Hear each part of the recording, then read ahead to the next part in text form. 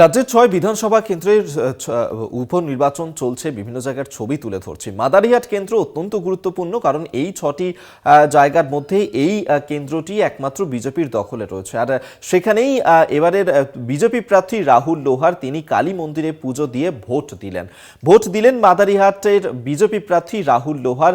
Vote দিলেন তৃণমূল প্রার্থী এবং জয়প্রকাশ টোপ্পো, তিনি ভোট দিয়েছেন। সেই ছবি এই মুহূর্তে তুলে ধরছি আপনাদের সামনে।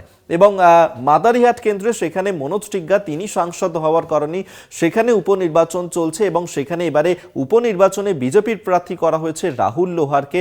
এবং রাহুল লোহার তিনি কালী মন্দিরে পুজো দিলেন, তারপরেই নিজের ভোট দান করলেন সেখানে।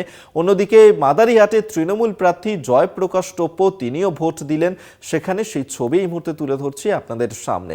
মাদারিহাট অত্যন্ত গুরুত্বপূর্ণ, বিজেপির দখলে রয়েছে এই কেন্দ্রটি এবং সেখানেই মনোজ টিগ্গা তিনি সাংসদ হয়েছেন লোকসভা নির্বাচনে এবং যার কারণে সেখানে উপনির্বাচন হচ্ছে। বিধায়ক শূন্য রয়েছে এই কেন্দ্র।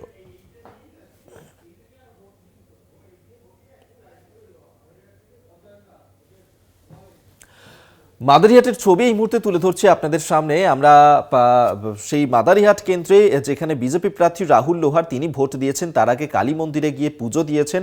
অন্যদিকে তৃণমূল প্রার্থী জয়প্রকাশ টোপ্পো তিনি সেখানে ভোট দিয়েছেন। মাদারিহাটের তৃণমূল প্রার্থী জয়প্রকাশ টোপ্পো তিনি সেখানে ভোট দিয়েছেন। এবং মাদারিহাট অত্যন্ত গুরুত্বপূর্ণ কেন্দ্র, এই কেন্দ্র একমাত্র বিজেপির দখলে রয়েছে এবং সেক্ষেত্রে যেহেতু সামনে ২৬-এর নির্বাচন, তার আগে অ্যাসিড টেস্ট এবারের এই উপনির্বাচন, সেক্ষেত্রে এই কেন্দ্রটি তৃণমূল নিজেদের দখলে আনতে পারে কিনা, নাকি বিজেপি নিজের দখলেই রাখবে এই কেন্দ্র, অবশ্যই তার ফলাফল তো জানা যাবে ২৩শে নভেম্বর।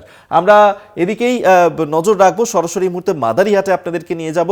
অজয় শাহ আমাদের সঙ্গে রয়েছেন প্রতিনিধি। অজয়, সকাল ৭টা থেকে মাদারিহাটে সেখানে ভোট গ্রহণ চলছে।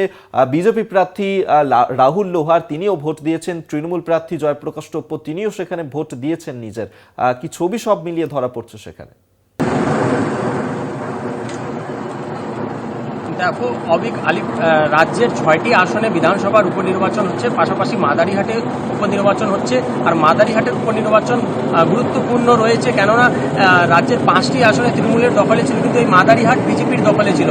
এই মাদারিহাটে কিন্তু মনোজ টিগ্গা ২বারের বিধায়ক হয়েছিলেন, এবার তিনি সাংসদ হয়েছেন। তারপরে এই সিটটা শূন্য হয়ে যায়, এখানে উপনির্বাচন হচ্ছে। ইতিমধ্যে আমরা সকাল থেকে ছবি তুলে ধরেছিলাম। এখানকার যে ভোটাররা রয়েছে সকাল থেকে কিন্তু বিভিন্ন বুথে লম্বা লাইন করে দাঁড়িয়েছিল। ভোট প্রক্রিয়া শুরু হয়েছে, ভোট দিচ্ছে।